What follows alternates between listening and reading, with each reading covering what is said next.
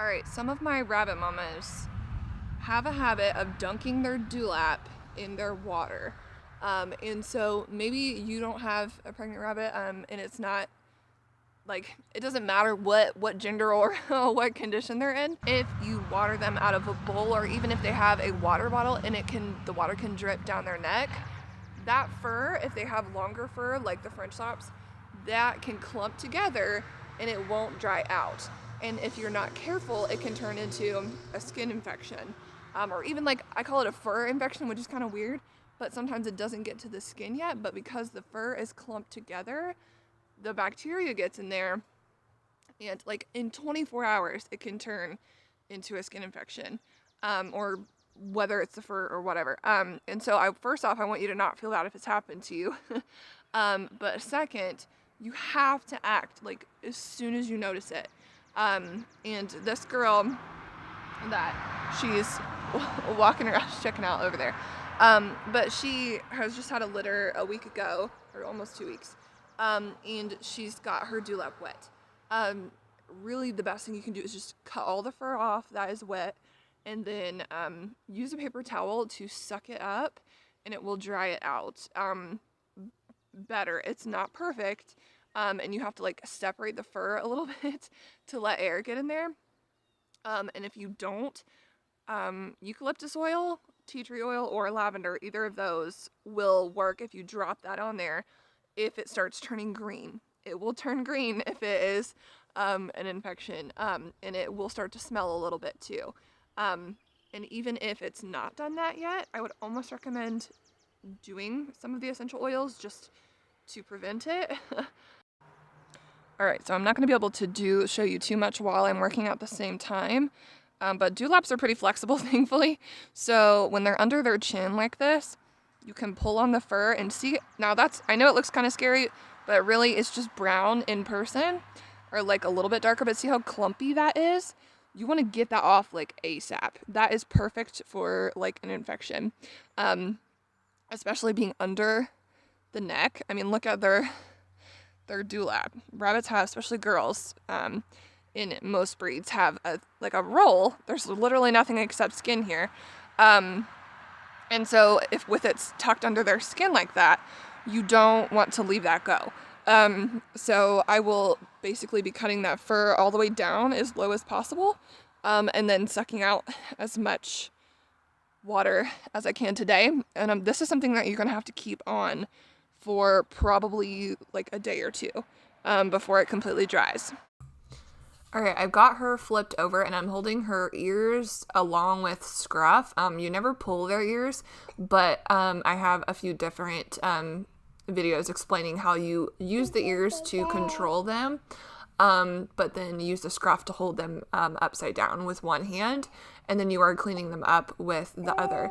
So I'll use super sharp scissors to cut off as much fur as possible, and then use a paper towel to suck up as much of the wetness as possible. The paper towels are going to do best, just because they draw the dampness out. But then also, if they're kind of just giving you some trouble and not allowing you to work very long, if you drop some lavender oil in there for a second or two, they tend to let you work a little bit longer because it is a slight pain reliever. So that can work. And if they're just not cooperating, do a couple times a day instead of trying to work a really long time. Part of her problem too was she got up and peed, so that doesn't help. So I'm gonna let her go today. As raw as that was, that literally happened in 24 hours. So that's how serious it is that you deal with it really quickly. So with it being under their dewlap though, it's hard to catch, and that's okay. So just, you see a problem, fix it. But she's getting fussy, so I had to take her back. However, check on it like every day if you can, every 12 hours, like in the morning and at night. That will get it dried up as quickly as possible. But anyways, like I said, just get the fur cut off and get it to dry out, and it'll clear up really quick if you keep on it. These are paper scissors, actually. Those tend to be the sharpest.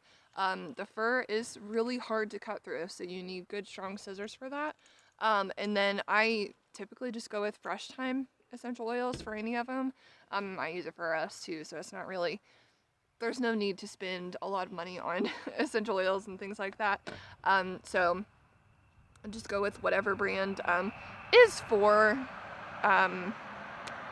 not the aromatherapy stuff, or like when they say not for internal use, that kind of stuff. You know that it's kind of almost like, I don't want to say fake essential oils, but close enough, you know.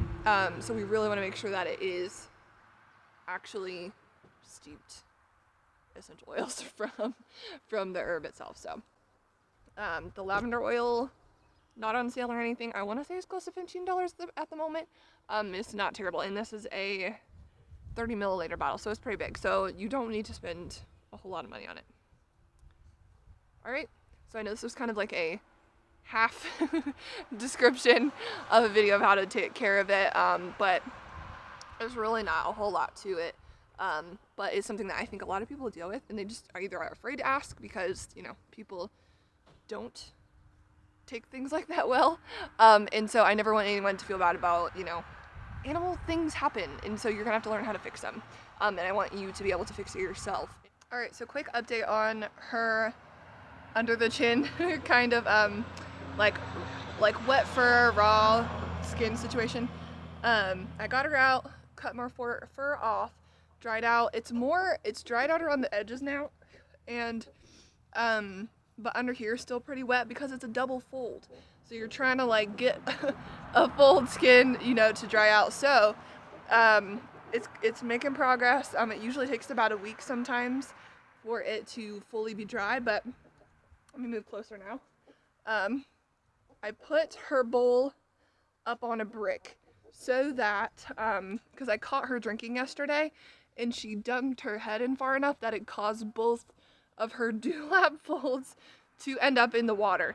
And so I'm hoping raising it up will keep her just enough to drink, and not get it wet again.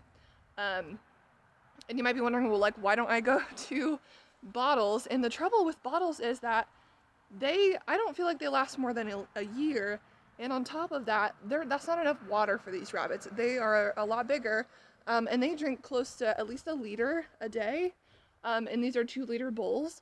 And especially with her having a doe and litter here, and well, she has a litter, obviously, but it's a doe and litter, and so she's drinking even more water.